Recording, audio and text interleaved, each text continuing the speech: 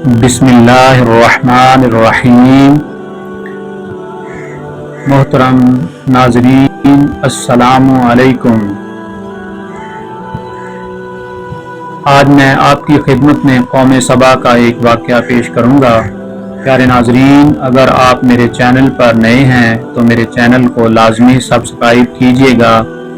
مذہبی مواد کو آگے پھیلانا بھی صدقہ جاریہ ہے، اسی لیے آپ سے گزارش ہے کہ میری ویڈیو کو شیئر بھی لازمی کیجیے گا۔ اہل سرسار کی ایک قوم جسے قوم سبا بھی کہا جاتا ہے، اللہ پاک کی بے شمار نعمتوں کے اندر زندگی گزار رہی تھی۔ یہ قوم ایک عظیم تہذیب و تمدن کی مالک تھی۔ حضرت داؤد علیہ السلام اور حضرت سلیمان علیہ السلام کی باعظمت حکومتوں کے بعد ان کی حکومت زبان زد خاص و عام تھی۔ کہا جاتا ہے کہ یہ لوگ گندم کے مواد سے آٹا پیس کر روٹیاں پکاتے تھے، لیکن اس قدر اسراف کرنے والے اور ناشکرے تھے کہ انہی روٹیوں کے ساتھ بچوں کا پاخانہ صاف کرتے تھے۔ ان آلودہ روٹیوں کو اکٹھا کرنے سے ایک پہاڑ بن گیا تھا۔ ایک صالح شخص نے وہاں سے گزرتے ہوئے ایک عورت کو دیکھا جو روٹی کے ساتھ بچے کے پاخانے کے مقام کو صاف کر رہی تھی۔ اس شخص نے عورت سے کہا، تیرے اوپر افسوس، خدا سے ڈر، کہیں ایسا نہ ہو کہ اللہ کا عذاب تجھ پر آ جائے اور تجھ سے اللہ پاک اپنی نعمتیں چھین لے۔ اس عورت نے جواب میں مذاق اڑایا اور مغرورانہ انداز میں کہا، جاؤ جاؤ، گویا کہ تم مجھے بھوک سے ڈرا رہے ہو۔ جب تک سرسار جاری ہے مجھے بھوک سے کسی قسم کا کوئی خوف نہیں ہے۔ کوئی زیادہ عرصہ نہیں گزرا تھا کہ اللہ تعالیٰ نے ہوس بازوں اور اسراف کار لوگوں پر اپنا غضب ڈھایا۔ پانی جو کہ زندگی کی بنیاد ہے ان لوگوں سے چھین لیا گیا تھا۔ قحط نازل ہوا، بات یہاں تک پہنچ گئی کہ ان کی ذخیرہ کی ہوئی ساری غذا ختم ہو گئی۔ آخر کار وہ لوگ مجبور ہو گئے اور انہی آلودہ روٹیوں پر ٹوٹ پڑے جو ان لوگوں نے اکٹھی کر کے پہاڑ کی مانند ڈھیر لگایا ہوا تھا۔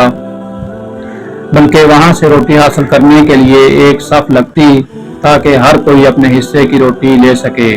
کفران نعمت، قحط اور ان کی بدحالی کے بارے میں متعدد روایات موجود ہیں۔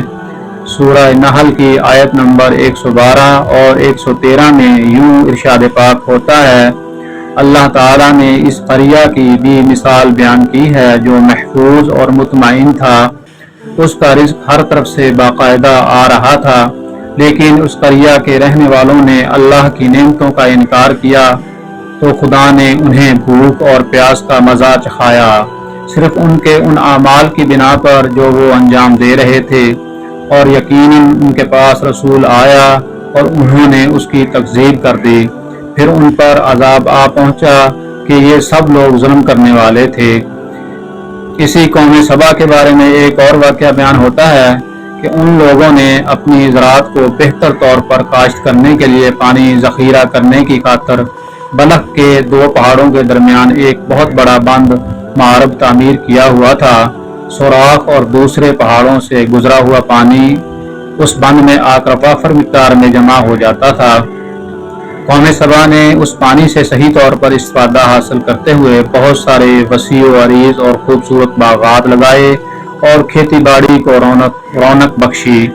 ان باغات کے درمیان ان باغات کے درختوں کی شاخیں اس قدر پھلوں سے لدی ہوئی ہوتی تھی کہ کہتے ہیں کہ اگر کوئی اپنے سر پر ٹوکری رکھ کر ان کے نیچے سے گزرتا تو پھل خود بخود ٹوکری میں گرنا شروع ہو جاتے تھے اور قلیل مدت میں ٹوکری تازہ پھلوں سے بھر جاتی۔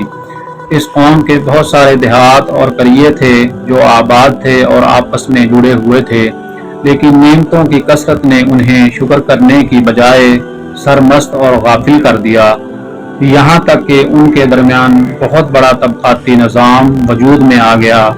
ان میں سے صاحب اقتدار لوگوں نے کمزوروں اور ضعیفوں کا خون چوسنا شروع کر رکھا تھا، یہاں تک کہ انہوں نے خدا سے ایک احمقانہ التماس کی جس کا ذکر سورہ سبا کی آیت نمبر 19 میں ملتا ہے۔